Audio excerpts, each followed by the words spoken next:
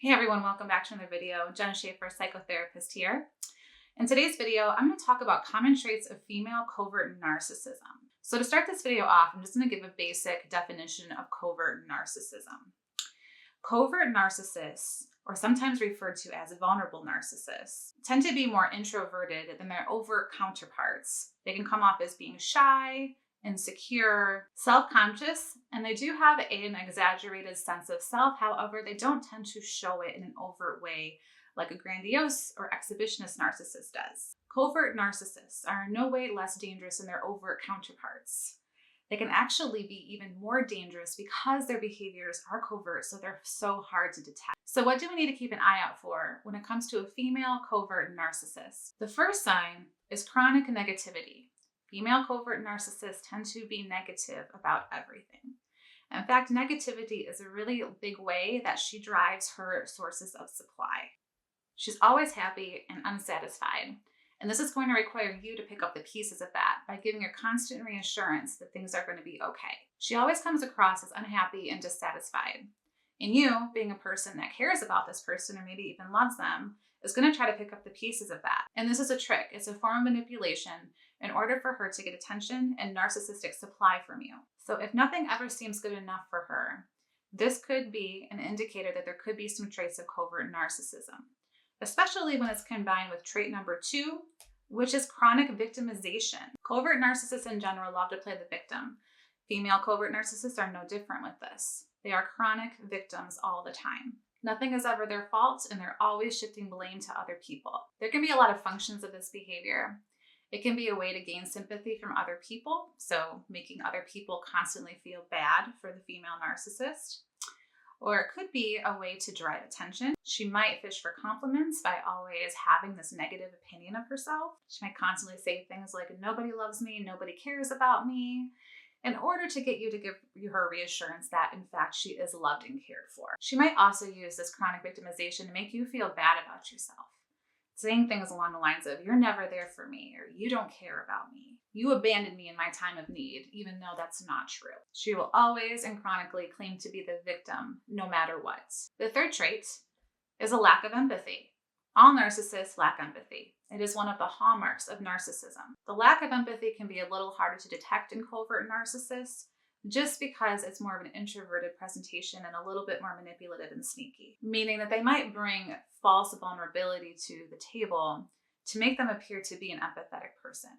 This isn't true. They are not actually vulnerable. It is all fake. She might claim to do horrible things just because she loves you so much. An example of how this could look could be that she constantly criticizes you. This could be your looks, your job, something about you she's constantly criticizing. When she adds at the end of this criticizing, I'm just saying this because I care about you and I love you. This isn't true. We don't constantly criticize people that we claim to care about and love. It also can look like her constantly wanting you to meet her needs and not being willing to meet your needs. She expects you to always constantly be her shoulder to cry on, but when you need somebody to listen to you, she isn't there. She can't be bothered to hear about your bad day, but has no problem spewing out and venting about her bad day. The fourth sign is insecure grandiosity.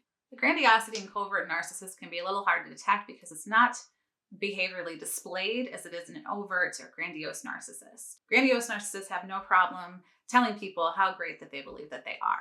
Covert narcissists, they don't tend to do this as much. It's more of a mental process for them. And what grandiosity does is it covers up an insecure sense of self. An example of this could be really obsessing about her image. Right? She wants to portray a certain image out to the world, and anything that contradicts this is going to make her really, really uncomfortable because it's going to contradict with that grandiose sense of self and kind of hit that inner shame. A research article recently that talked about the influence of social media on people with narcissistic personality and how narcissists use social media to portray this image, and how it's even more common for covert narcissists to actually paint this picture of what they think their life or this life that they want to show, even though it's not real. Since covert narcissists tend to have a lot of anxiety, it's a little bit easier then to show these pieces behind a computer screen than it is in real life. So I just thought that was interesting. And that also leads into the fifth trait, which is anxiety. Female covert narcissists tend to be very, very anxious people. She might always worry and kind of fuss over things that kind of seem to you to be a little bit meaningless. But to her, they're very, very big deals. And if you maybe do something like point out that this isn't something that requires this amount of worry, she tends to get very, very defensive about that. Of course, anxiety alone is not enough to determine if someone's a covert narcissist. There's a lot of people that struggle with anxiety. But if you're kind of noticing a lot of the other traits I'm talking about and a pretty big over-the-top anxious presentation, it could be something there. A lot of covert narcissists also qualify for anxiety disorder diagnoses. In fact, I would go as far as to say that the anxiety is actually, with covert narcissists, is kind of dipping into paranoia. Narcissists in general always serve as the main characters in their own show.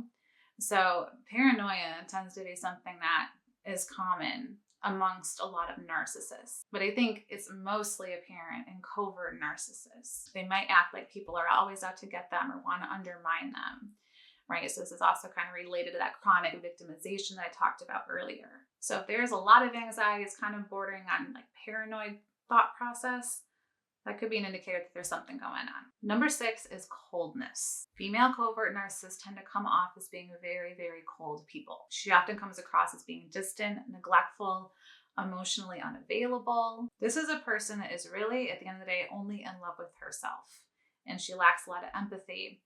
So it's hard for a covert narcissist or a covert female narcissist to come across as being like a warm, genuine, empathetic person, because they aren't that. A female covert narcissist is a person that will never be able to meet your emotional needs, because this is a person that doesn't understand that other people have emotional needs. Number 7, she is highly sensitive to any form of criticism or anything that could be somewhat related to sounding even remotely critical. Covert narcissists are probably the type of narcissists that deal with criticism the least well. Narcissists in general hate criticism, they don't do well with it, but covert narcissists really hate criticism. In fact, this is a trait that kind of feeds into that anxiety, paranoia, and why they might seem to like not want to go out as much as like a grandiose or overt narcissist, where people can see how amazing they are all of the time. When a covert narcissist feels criticized, it activates all sorts of different types of defenses. She might get mean, angry. She might utilize gaslighting. That didn't happen. You have no idea what you're talking about. Blame shifting is often something that happens when you criticize a narcissist. If you criticize them, they will find a way to try and tear you apart. The 8th sign of a female covert narcissist is passive-aggressive behavior. Female covert narcissists tend to be super passive-aggressive. They're nice to you, to your face, and then behind your back, not so much. They will go behind your back and undermine your goals, undermine you at work. This is someone that's maybe showing up that you work with, right? They might be spreading rumors about you quietly to anyone that will listen. Passive aggression is a big, big covert narcissistic behavior. Overt narcissists, they're more likely to just be aggressive. Covert narcissists, they tend to be passive aggressive. And the 9th and last trait that I'm going to talk about today in this video is revenge. Female covert narcissists in particular tend to be really, really heavy on revenge for perceived wrongdoings that you might do to them. And they can get pretty nasty, very, very abusive in the way that they go about revenge. Now, this again can be hard to detect in covert narcissists because it might be more delayed revenge than immediate revenge, meaning that they'll wait in the background until you least expect it, and then they'll exert their revenge. One thing covert narcissists can be is patient, right? They can wait. They might not have the snap rage that more of an overt narcissist might have. They might even tell you it's okay, forget about it, and then go and seek revenge anyway. Again, passive aggressive, right? A lot of this has to do with she doesn't want to be portrayed in a negative light, okay? So when she gets this revenge, it's going to be probably after the discretion occurred. So just something to be aware of. All right, and that's my list. 9 traits of a female covert narcissist. If you found this video helpful, please give it a thumbs up. I always appreciate that. If you haven't yet, consider subscribing to the channel. I release new content every week. I'd love to see you in future videos. Again, my name is Jenna. I'm a psychotherapist. I hope you all have a wonderful day, and I will see you in the next one.